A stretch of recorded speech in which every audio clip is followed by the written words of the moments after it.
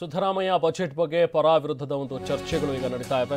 ಸಿದ್ದರಾಮಯ್ಯ ಈಗಷ್ಟೇ ಇವತ್ತೊಂದು ಬಜೆಟ್ ಅನ್ನು ಮಂಡಿಸಿದ್ರು. ಈ ವರ್ಷದ ಆಯವ್ಯಯವನ್ನು ಈಗಾಗಲೇ ಮಂಡಿಸಿದ್ದಾರೆ. ಸಾಲದ ಹೊರೆ ಇಳಿಸ್ಕೊಳ್ಳೋದಕ್ಕೆ ಸಿಎಂ ಲೆಕ್ಕಾಚಾರ ಹಾಕಿದ್ದಾರಾ ಅನ್ನುವಂಥದ್ದು ಒಂದು ಪ್ರಶ್ನೆ. ಸಿದ್ದು ಬಜೆಟ್ನಲ್ಲಿ, ಸಿದ್ದರಾಮಯ್ಯ ಅವರ ಬಜೆಟ್ನಲ್ಲಿ ಗ್ಯಾರಂಟಿಗಳಿಗೆ ಸಿಂಹಪಾಲ್ ಹೋಗಿದೆ. ಅಫ್ಕೋರ್ಸ್ ಇದೊಂದು ಎಕ್ಸ್ಪೆಕ್ಟೆಡ್ ಮೂವ್. ಜೊತೆಗೆ ಕೃಷಿ ನೀರಾವರಿಗೆ ಹೆಚ್ಚಿನ ಅನುದಾನ ಕೊಟ್ಟಿಲ್ವಾ ಹಾಗಾದ್ರೆ ಅನ್ನೋ ಒಂದು ಪ್ರಶ್ನೆ ಕೂಡ ಮೂಡುತ್ತೆ. ಇನ್ನು ಬ್ರ್ಯಾಂಡ್ ಬೆಂಗಳೂರಿಗೂ ಫೋಕಸ್ ಮಾಡಿಲ್ವಾ? ಬ್ರ್ಯಾಂಡ್ ಬೆಂಗಳೂರು ಅಂತ ಹೇಳಿ ಡಿಸಿಎಂ ಎಷ್ಟು ಹೇಳಿದ್ರು ಕೂಡ ಅದರ ಬಗ್ಗೆ ಎಲ್ಲೂ ಬಜೆಟ್ನಲ್ಲಿ ಫೋಕಸ್ ಆಗಿರೋ ರೀತಿಯಲ್ಲಿ ಕಾಣಿಸ್ತಾ ಇಲ್ಲ ಅನ್ನೋದ್ರ ಬಗ್ಗೆ ಚರ್ಚೆಗಳು ಕೂಡ, ಟೀಕೆಗಳು ಕೂಡ ಆರಂಭವಾಗಿದೆ.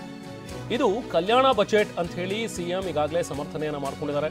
ತಾವು ಮಂಡಿಸಿರುವಂತಹ ಒಂದು ಬಜೆಟ್ ಬಗ್ಗೆ ಮಾತಾಡಿ, ಜೊತೆಗೆ ತೆರಿಗೆ ಹೊರೆ ಹಾಕಿಲ್ಲ ಅಂತಲೂ ಕೂಡ ಡಿಸಿಎಂ ಡಿಕೆ ಸ್ಪಷ್ಟನೆಯನ್ನು ಕೊಟ್ಟಿದ್ದಾರೆ. ಇದೆಲ್ಲದರ ನಡುವೆ ಪರ ವಿರುದ್ಧದ ಬಗ್ಗೆ ಚರ್ಚೆಗಳು ಕೂಡ ಈಗಾಗಲೇ ಆರಂಭವಾಗಿದೆ. ಸಿದ್ದರಾಮಯ್ಯ ಅವರ ಒಂದು ಬಜೆಟ್ನಲ್ಲಿ ಏನೂ ಕೂಡ ಕೊಟ್ಟಿಲ್ಲ, ಬರೀ ಸಮುದಾಯಗಳಿಗೆ ಖುಷಿ ಪಡಿಸೋದಕ್ಕೆ ಕೊಟ್ಟಿದ್ದಾರೆ. ಹಾಗೆ ಗ್ಯಾರಂಟಿಗಳಿಗೇನೆ ಅವ್ರ ಹತ್ರ ಹಣ ಸಾಲ್ತಾ ಇಲ್ಲ ಅನ್ನುವಂಥದ್ರ ಬಗ್ಗೆ ಈಗಾಗಲೇ ವಿಪಕ್ಷಗಳು ಕೂಡ ಹರಿಹಾಯ್ತಾ ಇವೆ. ವಿಪಕ್ಷಗಳು ಕೂಡ ಈಗಾಗಲೇ ಟೀಕೆಗಳನ್ನು ಮಾಡ್ತಾ ಇವೆ.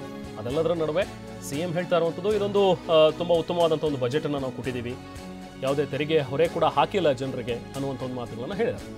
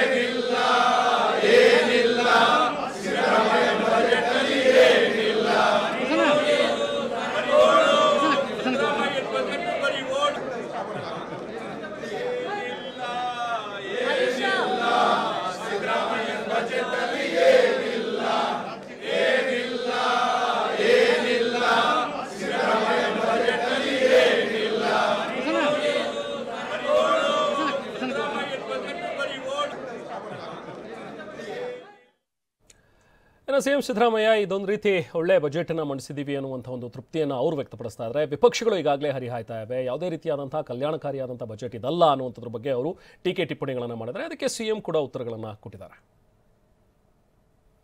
ಬಜೆಟ್ ಅನ್ನು ನಾನು ಮಂಡಿಸಿದ್ದೇನೆ.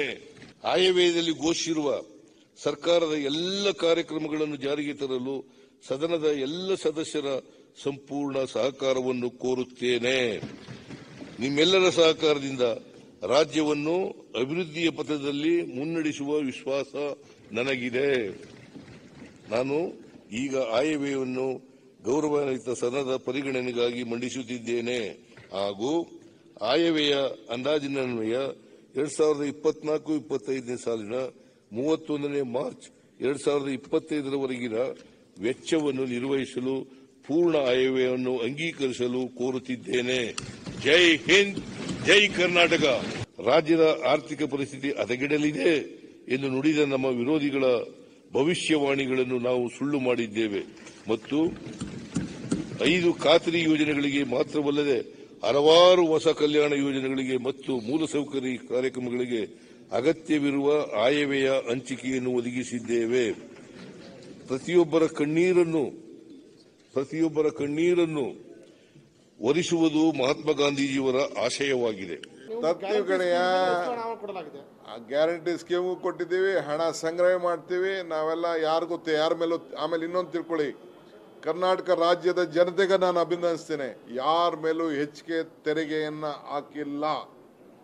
ಈ ಬಜೆಟ್ 2024 ಬಜೆಟ್ ಯಾವ ನಾಗರಿಕರ ಮೇಲೆ ಬಜೆಟ್ ನಾವು ಹಣವನ್ನ, ಹೊರೆಯನ್ನ, ತೆರಿಗೆಯನ್ನ ಹಾಕಿಲ್ಲ ಅಂತ ಒಂದು ವಿಶೇಷವಾದಂತ ಒಂದು ಬಜೆಟ್.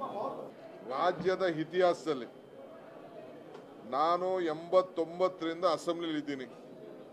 89ರಿಂದ ಅಸೆಂಬ್ಲಿಲಿ ಸತತವಾಗಿದ್ದೀನಿ. ಎಷ್ಟು ವರ್ಷ ಬಜೆಟ್? 35 ವರ್ಷ ಬಜೆಟ್ ನೋಡಿದ್ದೀನಿ.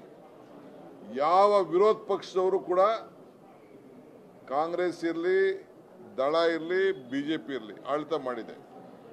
ಯಾರು ಕೂಡ ಈ ರೀತಿ ಬಜೆಟ್ ಅವಮಾನ ಮಾಡಿ ಹೋಗ್ಲಿಲ್ಲ.